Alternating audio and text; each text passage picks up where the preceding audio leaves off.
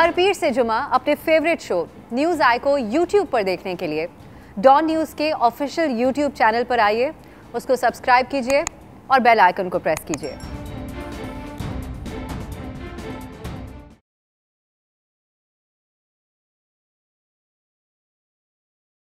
अस्सलामुअलैकुम, मैं हूं अफसा कोमल। आज हम बात करेंगे, जिस तरह से आप मुलाहिजा कर रहे थे, प्राइम मिनिस्टर इमरान खान का बयान। वज़ीर आज़म इमरान खान ने बलूचिस्तान की हकीकी तरक्की और पायदार अमन के लिए नाराज़ बलोचों से रब्ता करने की उस दिन बात की, जिस बारे में वफाकी वज़ीर इत्तलात फवाद चौधरी ने बताया कि मौजूदा हुकूमत बलूचिस्तान के लिए 731 अरब रुपए के 131 बड़े मंसूबे मुकम्मल करेगी। लेकिन अब सवाल यह है कि बलूचिस्तान का मसला दरअसल है क्या, और माजी की कई कोशिशों के बावजूद ये मसला अभी तक हल क्यों नहीं हो सका।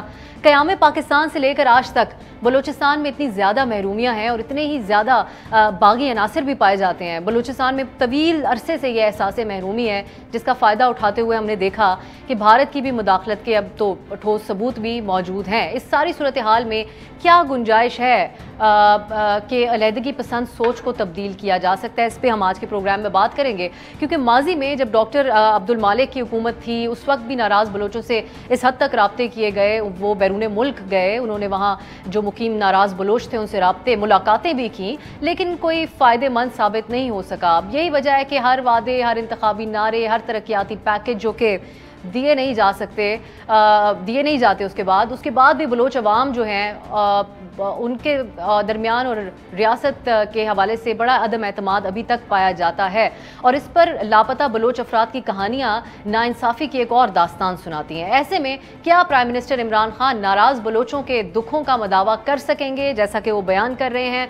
और क्या बलोचों के ठोस और हकीकी मसाइल का हल और उनके गिले शिकवे दूर करने में इस मौजूदा हुकूमत को कोई कामयाबी मिलेगी? इस पर आज के प्रोग्राम में हम बात करेंगे। और हमारे साथ जो पैनल है वो बड़ा ख़ास पैनल है। हमारे साथ हैं सीनियर सहाफ़ी और किसी तारुफ के मोहताज नहीं, शहजादा जुल्फ़िकार साहब, और हमारे साथ एक और सीनियर सहाफ़ी भी हैं जो कि इन मामलात पे बहुत गहरी नज़र रखते हैं, अनवर साजिदी साहब। और मेरे साथ स्टूडियो में तशरीफ़ फरमा है शहबाज खेतरान साहब। आप रिसर्च फेलो हैं institute for strategic studies Islamabad में। बहुत बहुत शुक्रिया आप तीनों मेहमानों का। शहजादा जुल्फ़िकार साहब, आगाज़ में आपसे ही करना चाहूँगी, क्योंकि अब कुछ खबरें सामने आ रही हैं गवर्नर बलूचिस्तान के इस्तीफ़े की, नए गवर्नर के नाम पर गौर हो रहा है, शाहज़ैन बुगटी को भी मुसालिहत के हवाले से कोई ओहदा दिया जाने की बातें हो रही हैं। एक तो इस हवाले से कोई इन्फॉर्मेशन है तो आप शेयर कीजिएगा, और अब आपको लगता है कि जो एक्टिविटी शुरू हो गई है अभी से, ये इस बात का इजहार है कि कुछ संजीदा तौर पे इस बार कोई हल नज़र आ जाएगा? एक ओहदा दे दिया गया कि आप नाराज़ बलोचों के साथ रब्ता कर सकते हैं। उनके फर्स्ट कज़न हैं जो पहले उन्होंने ही उनका आर्म्ड ग्रुप, वो ख़ुद तो डिनाई करते हैं, लेकिन उनका आर्म्ड ग्रुप है बलोच रिपब्लिकन आर्मी के नाम से, और वो ख़ुद इस वक्त स्विट्ज़रलैंड में हैं।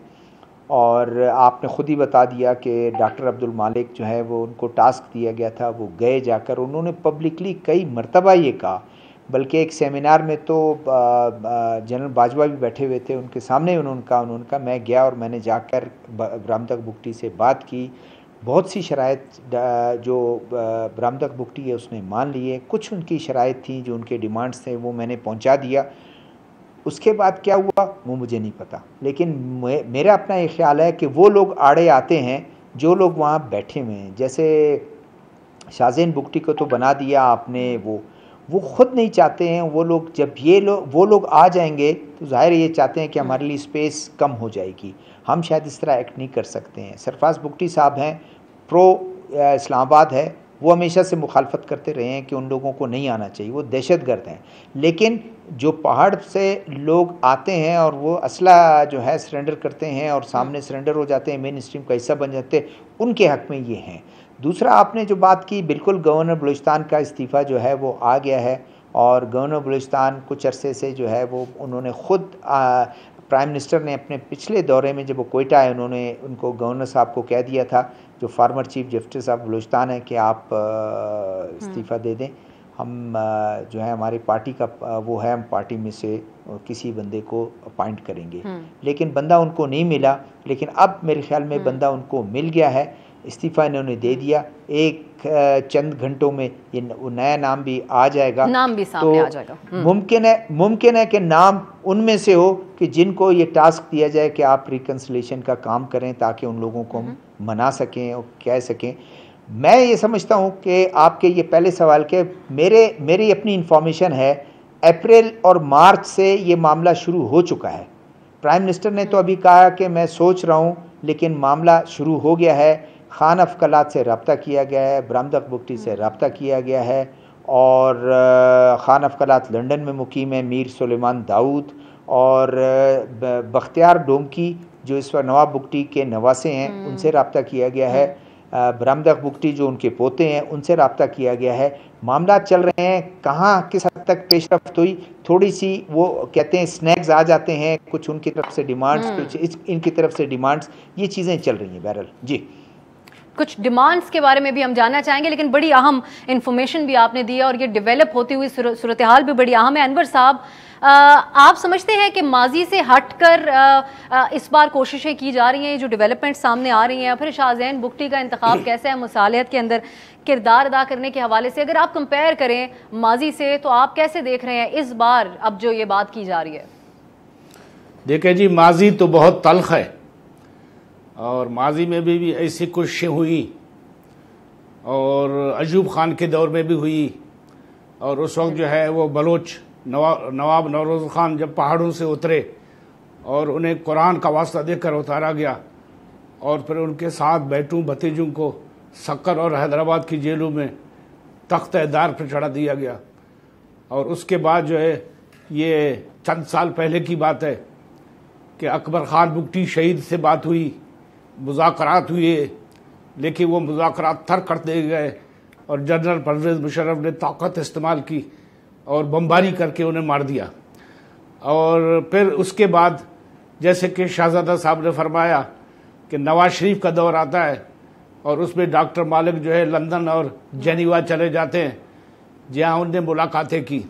लेकिन बात यह है कि ये सब आमियाना बातें हैं और मेरा ज़ाती ख्याल है कि ये एक सियासी नाराबाजी का हिस्सा है। इसका बलूचिस्तान के मसाइल पर इतना असर नहीं पड़ेगा। ये जो हुकूमत है ये बाकी मुल्क में वाह समेटने के लिए ये इक़दाम कर रही है, और चूंकि असल जो मसला है उसको ये लोग जानते नहीं हैं, क्योंकि ये मसला यहाँ बलूचिस्तान की तरक्की का, सड़कों का या और कोई पैकेज का नहीं है। ये है, वो लोग बोलते हैं कि ये बलोच की कौमी शनाख्त का मसला है और ये तय करना है कि बलोच की हैसियत बलूचिस्तान में क्या होगी और आया पाकिस्तान में इसे एक बराबर का शहरी और एक बराबर का रुतबा दिया जाएगा या महकूम समझा जाएगा। जब ये बुनियादी बातें तय की जाए उसके बाद फिर पेशरफ्त हो सकती है। जी तो यकीनन जी मैं शहबाज साहब की तरफ यही बात लेके जाती हूँ। शहबाज साहब, ट्रस्ट डेफिसिट जिसका जिक्र शहबाज उन्होंने भी किया, अभी अनवर साहब ने भी किया, एक बड़ी तवील अस्करी क़यादत की तरफ से भी राब्ते किए जाना, फिर उसके बाद सिविल हुकूमतों की तरफ से भी हमने देखा, लेकिन एक ट्रस्ट जो है वो बहुत बुरे तरीके से ब्रेक हुआ है। आप समझते हैं कि अब जो अपडेट सामने आ रही हैं ये पहले से कुछ मुख्तलिफ है, इसमें कोई कामयाबी हासिल हो सकती है? सबसे पहले तो ये प्राइम मिनिस्टर का जो गवादर का विज़िट था उसमें उन्होंने एक बहुत अच्छा डिसीजन लिया कि जो चाइनीज़ ट्रॉलर्स जो फ़िशिंग करते थे उन पर उन्होंने बैन किया, क्योंकि ये जो वहाँ के लोकल फ़िशरमैन थे उनका सोर्स ऑफ इनकम उससे इफ़ेक्ट हो रहा था और उससे काफ़ी एक जो हमेशा से बलूचिस्तान का के बारे में था नैरेटिव एक्सप्लॉयटेशन ऑफ रिसोर्सेज, उसको तक़वियत मिल रही थी इस चाइनीज़ ट्रॉलर्स की फ़िशिंग से। ये एक बहुत अच्छा स्टेप है। सेकंड, ये जो प्राइम मिनिस्टर का ये भी एक अच्छा इक़दाम है इसका इंसर्जेंट से गुफ्तगू करने का, लेकिन मेरा ख्याल है, आई पर्सनली बिलीव कि इससे पहले आप बलोच कॉमन जो लोग हैं उनको इंगेज करते, उनके साथ डायलॉग करते, उनके जो जेन्युइन कंसर्न्स हैं, ग्रीवेंसेस हैं, उनको एड्रेस करते, फिर आपको मेरे ख्याल में इतनी ज़रूरत ही ना पड़ती कि आप इनके साथ डायलॉग करते। उनके जब एक आम बलोच के जरदारी साहब के टाइम पे NFC अवार्ड 7 to 9% हो गया, उससे एक उसका ट्रिकल डाउन हुआ ही नहीं, एक गरीब आदमी तक फ़ायदा नहीं हुआ। 5 से 6 इकदामात ऐसे हैं, अगर इस्लामाबाद वो कर दे तो आपके आधे से ज़्यादा बलूचिस्तान के मसाइल हल हो जाएंगे।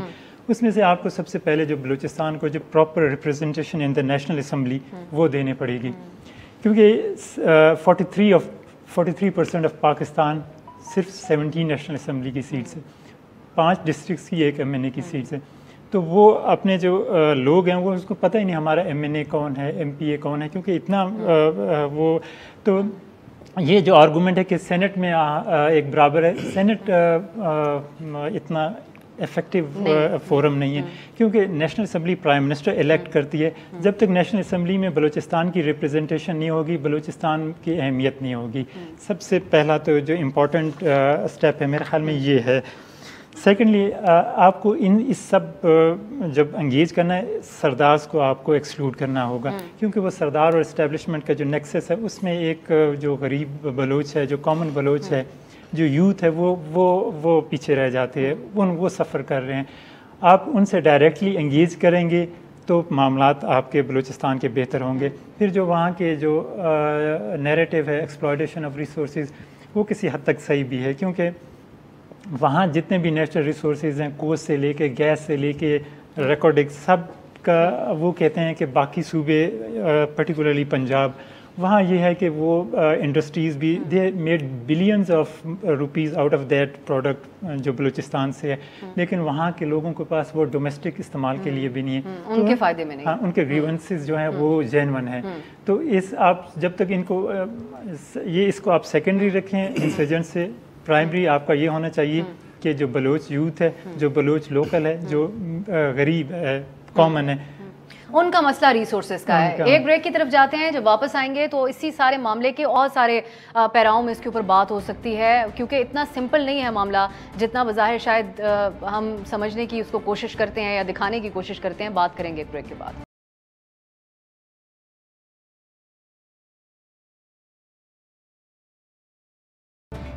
ब्रेक के बाद खुश आमदीद। हम गुफ्तगू कर रहे हैं वज़ीर आज़म इमरान ख़ान के जो बलोच जो नाराज़ बलोच हैं उनसे रब्ता करने की बात, और इस सिलसिले में अब बहुत सारी अपडेट्स भी सामने आ रही हैं, जैसा कि गवर्नर बलूचिस्तान का इस्तीफ़ा।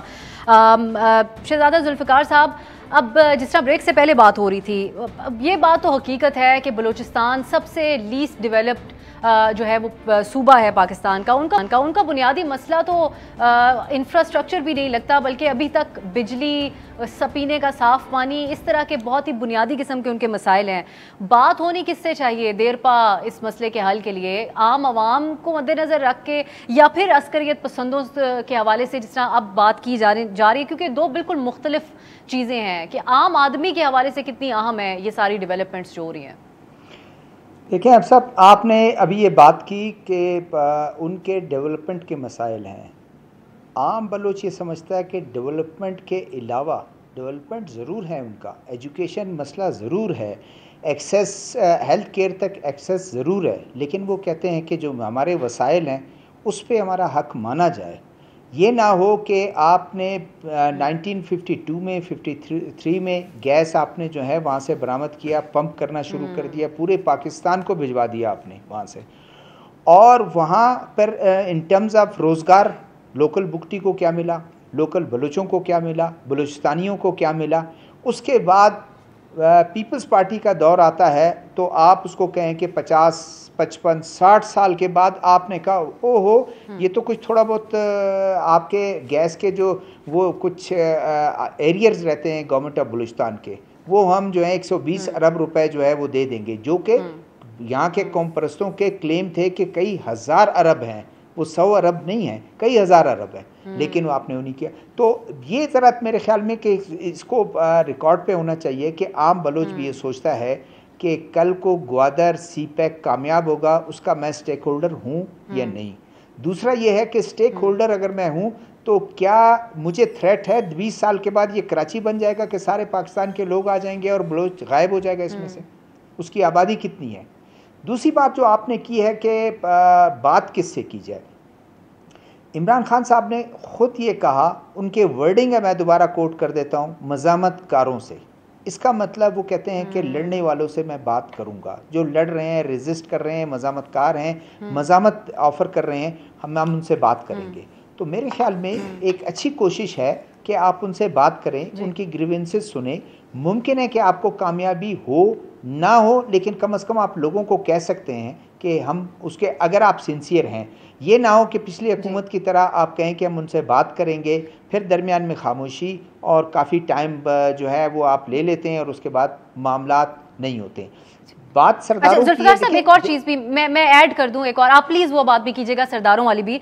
लेकिन ये बड़ी वाज़े तौर पे हुकूमत कह रही है कि जिनके लिंक्स भारत से हैं, इसको कैटेगराइज करना कितना मुश्किल होगा या फिर आसान होगा, क्योंकि इस बात पे भी बड़ा जोर है कि उनसे बात नहीं होगी और इनसे बात होगी। देखिए, बात यह है कि आज मैं एक अखबार की, बल्कि शायद कोई पाबंदी नहीं है आपके प्रोग्राम में अगर नाम ले लूँ, डॉन अखबार आप लोगों का ही है। आज उसमें मैं एक रिपोर्ट पढ़ रहा हूँ कि एक काबीना का जो इजलास हुआ उसमें उन्होंने कुछ एक छोटी सी शर्त लगा दी कि जो इंडिया से फंड ना ले रहे हों या इंडिया से उनको प्रोटेक्ट ना कर रहे हों, उनसे बात नहीं होगी। तो वो तो मेरे ख्याल में तमाम पे इल्ज़ामात तो लगते रहे हैं कि जो जितने मज़ामतकार हैं वो सब इंडिया से लेते हैं पैसे, और बाहर जो बैठे हुए हैं वो इंडिया से लेते हैं पैसे। तो ये इल्ज़ामात तो लगते रहे हैं, तो उसमें फिर आपके लिए बड़ा मुश्किल हो जाएगा। आप पहले प्रूफ करेंगे कि कौन इंडिया से लेता रहा है, पैसे लेता रहा है, कौन इंडिया के पैसे लेकर लड़ता रहा है और यहाँ पर कार्रवाइयाँ करता रहा है। वो उसमें फिर आपको इतना टाइम लगेगा, बहुत आपको टाइम लगेगा। तो बात यह है कि उसके उसी ग्रुप का प्यादा जो लड़ रहा है वो हथियार जब सरेंडर कर देता है और आप उसको मान लेते हैं, गले से लगा लेते हैं और मेन स्ट्रीम का हिस्सा बन जाता है और एक साल आप उस पर नज़र रखते हैं, वो ठीक ठाक हो जाता है, तो मेरे ख्याल में तो फिर आपको उनके जो ग्रुप हेड्स हैं, जो उनके कमांडर्स हैं, उनसे भी बात कर लेनी चाहिए। कोई उसमें मजाका नहीं है कि आप उसको कर लें। दूसरी बात तो जो आप मैं उसको कंक्लूड यहाँ कर रहा हूँ कि सरदारों की बात सरदारों की नहीं है। इस वक्त तो खुद जनरल मुशर्रफ मानते थे कि 72 सरदार जो हैं वो बड़े अच्छे हैं। भाई सरदार आपके पास हैं, मीर मोतबर जो हैं वो सारे आपके पास हैं, तो सरदारों का इधर इशू नहीं है। इशू अगर है तो वो सिर्फ इशू ये है कि आपने जो इन ग्रुप को लीड करते हैं, सोशल मीडिया आपके पास बहुत बड़ा एक नब्ज़ है, पल्स है, आप उसको पल्स पे हाथ रखें और देखें कि वो सोशल मीडिया पे कौन लोग हैं, अखबारात में कौन ऐसे लोग हैं, पॉलिटिकल पार्टीज़ कौन से हैं, उनको भी आप इग्नोर ना करें। जो पार्लियामेंट में हैं, जो पार्लियामेंट से बाहर हैं, उनका भी हल्का असर है, वो भी असर रसूख रखते हैं। तो आप सबको इन्वॉल्व करें। और एक आखिरी बात मैं ये कहूँगा कि जब नवाब खैरबख्श मरी काबुल में थे और डॉक्टर नजीब ने इस्तीफ़ा दिया और एक अनारकी सी सिचुएशन आ गई, तो यहाँ से ख़ुद गवर्नमेंट ने C-130 करके उनको भेजा और तमाम मोतबरीन यहाँ से एक जिरगा करके भेजा और उनको ले आए। तो आप इस तरह के भी ट्राइबली कोड को उसको भी फॉलो करके जो अच्छे वो हैं लोगों को वो करके, ताकि मामला आगे चले। CPEC की जो अपोजिशन है, CPEC को जो रेजिस्ट कर रहे हैं वो ना हो और ग्वादर पोर्ट ये सब सक्सेस स्टोरियाँ हों। जी ये मैं CPEC के हवाले से भी एक ब्रेक की तरफ, मुख्तसर ब्रेक की तरफ जाऊंगी। और क्या जेन्युइन उसके ऊपर तहफ़्फ़ुज़ात हैं बलों के और क्या मुतालबात हैं, ये भी मैं आप लोगों से जानना चाहूँगी एक ब्रेक के बाद।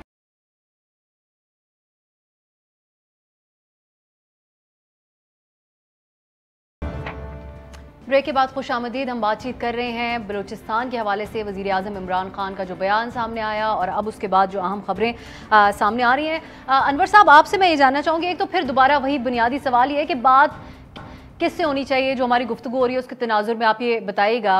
और दूसरा, क्या हुकूमत की तरफ से बात या फिर जो है वो रियासत के हवाले से बड़े संजीदा किस्म के जो है वो तहफ़्फ़ुज़ात हैं, उनको डायरेक्टली इस जो है वो डिबेट के अंदर आना होगा। और दूसरी एक और बात, हमारे यहाँ वसाइल की बात अभी थोड़ी देर पहले हो रही थी इस प्रोग्राम में। अब मेरे सामने है chairman CPEC authority Asim Salim Bajwa साहब का बयान, भी रीसेंट बयान, जिसमें वो कहते हैं कि प्राइम मिनिस्टर की हिदायत पर 600 अरब रुपए से ज़्यादा मुश्तमिल जनूबी बलूचिस्तान पैकेज की वो बात कर रहे हैं। और साथ ही इस बात का भी वो इजहार कर रहे हैं कि माजी में कुछ स्कीम्स जो थी वो नागुज़ीर वजूहात की बिना पर नहीं हो पाई मुकम्मल, लेकिन अब जो है वो 80 स्कीमों की तकमील के वो मराहिल में है। तो क्या नागुज़ीर वजूहात रहती हैं जिसकी वजह से मुकम्मल नहीं हो पाता काम? बात यह है कि वहाँ जो है लैंड ऑर्डर ठीक नहीं था और ना अब है। जो CPEC का जो बलूचिस्तान में इंटायर रूट है तो वहाँ इंसर्जेंसी है और रोज़ वाक़यात होते हैं। तो जब तक कि अमन नहीं होगा तो ये मंसूबे नहीं चलेंगे।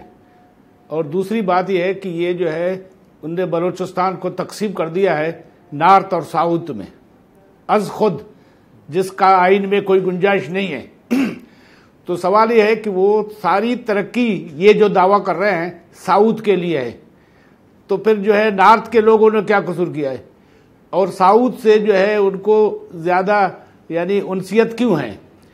बात यह है कि जो वसाइल का जहाँ तक ताल्लुक है, ये कई बार कह चुके हैं कि ये रियासत बलूचिस्तान के वसाइल के बगैर नहीं चल सकेगी। तो चुनांचे उनने जो है साउथ बना के उसमें फिर मगरब भी शामिल कर दिया, यानी चागी जहाँ कापर है, जहाँ गोल्ड है, तो ये तमाम वसाइल को इस्तेमाल करना चाहते हैं, लेकिन जो है जब तक कि अमन नहीं होगा। बाकी ये चूंकि बहुत कम्प्लेक्स जो है ये मसला है और उनकी समझ में भी नहीं आ रहा है कि एक दिन पहले उन्होंने कहा हम बात करेंगे, फिर उसी दिन उन्होंने ब्रैकेट कर दिया कि यानी उन लोगों से बात होगी और फलां से नहीं होगी। तो इस तरह ये नहीं होगा। मतलब ये है कि ये, और फिर उसके दो हिस्से हैं कि कुछ हमारे लीडर जो है 3-4 एग्जाइल में हैं, जिसमें खान कलात शामिल है, जिसमें जो है हरब्यार मरी शामिल है, और उसमें जावेद मेंगल शामिल है, और स्विट्जरलैंड में है ब्राहुंदक। लेकिन सवाल यह है कि वो तो वहाँ एग्जाइल में हैं, वो अब इतने रेलेवेंट नहीं है ग्राउंड पर। ग्राउंड पर वो लोग मौसर हैं जो कि पहाड़ों में मज़ाहमत कर रहे हैं।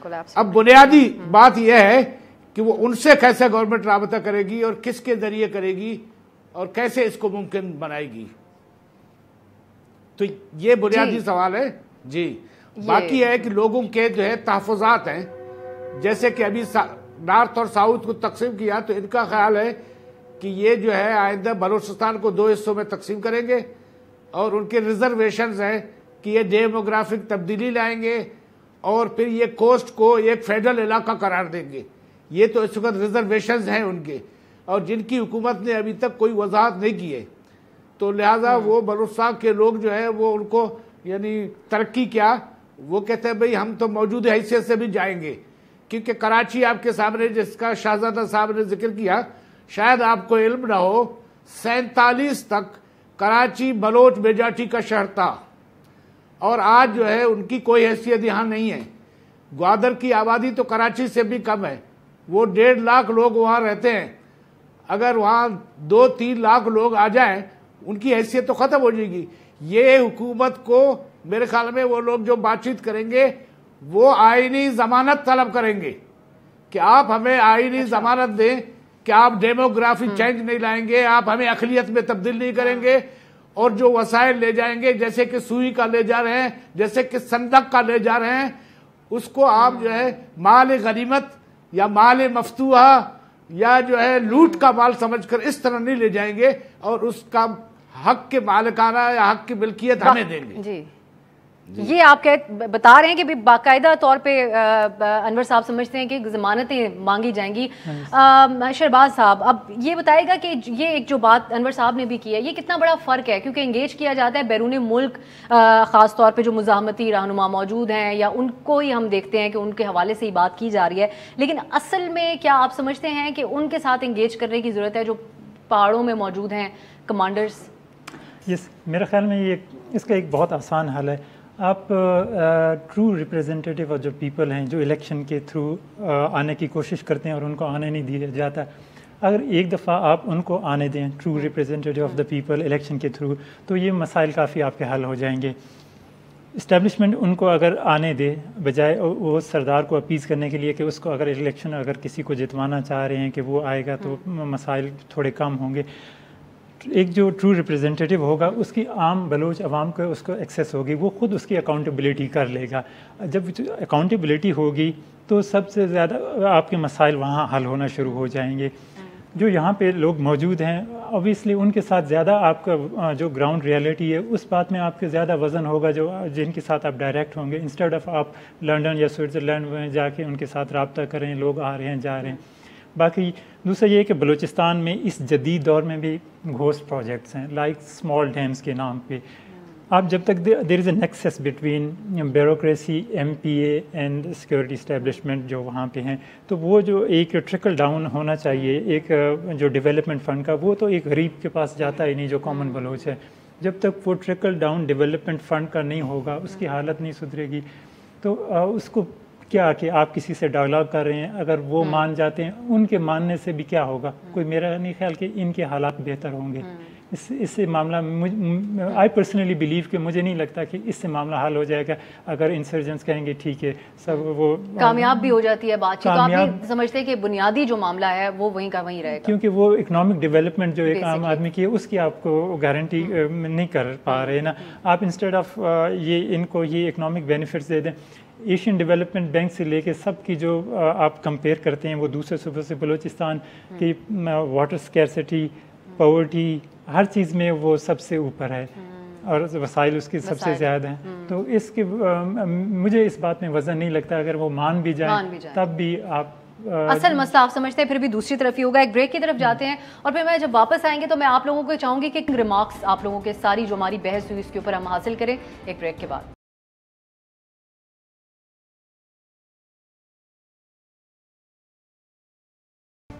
ब्रेक के बाद खुशामदीद। हम बातचीत कर रहे हैं प्राइम मिनिस्टर की तरफ से जो स्टेटमेंट सामने आया और हमारा जो प्रोग्राम में बातचीत हो रही है बलूचिस्तान के हवाले से, उसमें अभी तक गुफ्तगू में ज़ोर रहा इस बात पे कि वसाइल का जो पर हक का जो मसला है वो एक बुनियादी प्रॉब्लम है। उसको एड्रेस किए बगैर बाकी सब चीज़ें अगर साइड लाइन्स पर की भी जाती रहेंगी तो कोई ख़ास फ़ायदा दूररस असरात होते हुए नहीं नज़र आएंगे। शहजादा जुल्फ़िकार साहब, एक बहुत बुनियादी सी बात है जो मैं चाहती हूँ आप हमें एक्सप्लेन, बल्कि आप तीनों से मैं चाहूँगी इसके ऊपर हम सवाल करें और आप लोग एक्सप्लेन भी करें इसको।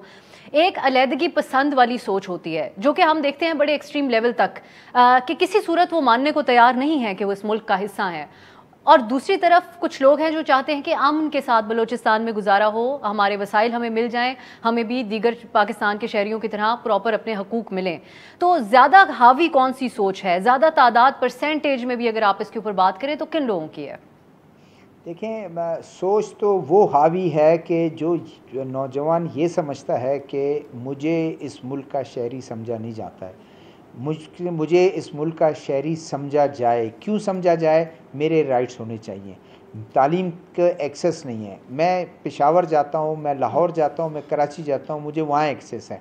मुझ जैसे बहुत से ऐसे लोग हैं जिनके माँ बाप अफोर्ड कर नहीं सकते हैं, तो लामाला मुझे क्या पुकारना है? फिर या जो तालीम हासिल कर लेते हैं वो कहते हैं कि मुझे क्यों एक्सेस नहीं है, नौकरियाँ मुझे क्यों नहीं मिलती। मुझे कहा जाता है कि आपका मुल्क जो है वो पाकिस्तान चलाएगा, पाकिस्तान डिपेंड करेगा आपके इस खित्ते पर, तो फिर मेरे साथ क्यों इतनी बढ़ती जा रही है? तो जब और वसाइल जो जिस तरह मैंने सुई का कहा कि सुई से वसाइल अगर निकल रहे हैं वहाँ के मकामी आबादी को उसमें नहीं मिल रहे हैं, तो फिर वो किस तरह वो करेंगे? अभी पिछले दिनों तक जो है वो चेयरमैन सेनेट के पास जो है वो सुई इंजीनियर्स बुकटी इंजीनियर्स गए थे और उन्होंने कहा कि जी हमें निकाल दिया गया, हमें रखा गया, अब निकाल दिया हमें गया, आप दोबारा में बहाल करवाएं। तो जब ये तमाम चीज़ें होंगी, सोच ये हावी करता है, वो फिर जाके चला जाता है, अलहदगी पसंद भी बन जाता है, वो फिर इस निज़ाम को भी नहीं मानता है, वो बागी भी इस निज़ाम से हो जाता है। तो आप मुझे बताएं ना कि इंसाफ नहीं होगा, उस घर को तो आग उसने लगाना है। तो बेहतर ये है कि आप उनको टेम करें,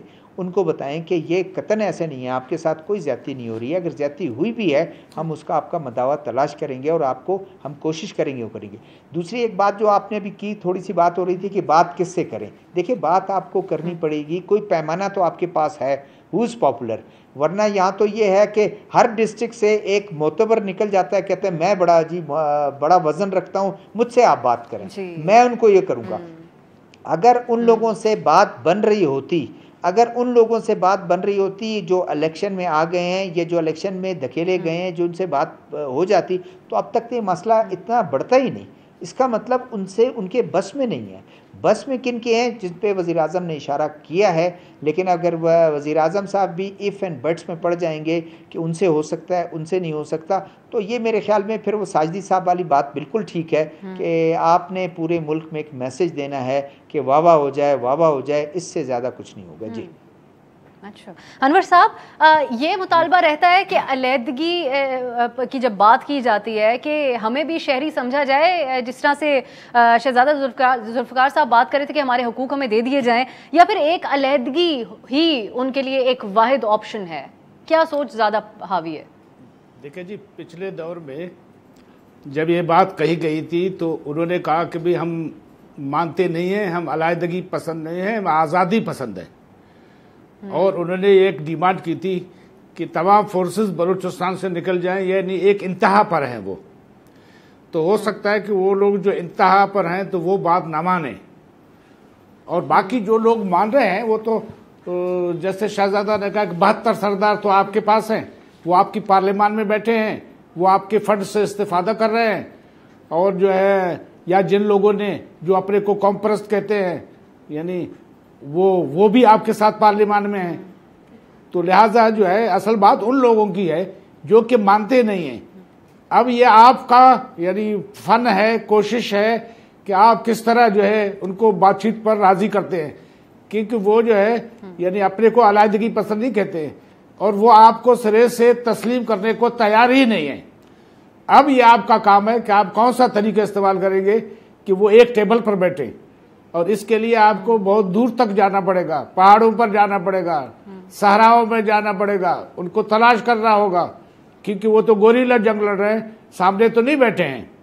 बाकी दूसरा उनका हिस्सा जो लंदन में है उससे इजीली आप जो है अप्रोच कर सकते हैं, लेकिन मैं नहीं समझता हूँ कि उनका कोई जो ग्राउंड में लोग लड़ रहे हैं उन पर कोई उनका असर है। तो ये गवर्नमेंट को बहुत ही कोशिश करने होगी, उसके बगैर ऐसा ये मतलब बातचीत शुरू नहीं हो सकती। ये मुमकिन आप जी वरना नहीं हो सकती। शहरबाज साहब, यही बात, क्योंकि बड़ा ही एक बुनियादी बात है, टेम करना इतना ही आसान होगा कि जब कोई कहता है कि हमें आज़ादी चाहिए, अलहदगी चाहिए, ये सोच अगर परसेंटेज या आप हमें अंदाजन बता सकें कि किस हद तक मजबूत है ये सोच, और क्या आसान होगा इसको बदलना? देखें, ये एक हाँ आसान होगा, बहुत ये थिन है कि जो लोग कहते हैं कि बिल्कुल एक फ्री बलूचिस्तान या आज़ाद बलूचिस्तान की बात करते हैं। ज़्यादा जो मेजॉरिटी है जो इन लोगों में वो बात करती है वो कॉन्स्टिट्यूशन राइट और 18th अमेंडमेंट के जो थ्रू है, वो कहते हैं बलूचिस्तान को ख़ुद मुख्तारी की बात करते हैं, जो एक स्ट्रॉन्ग और ऐसा होना भी चाहिए।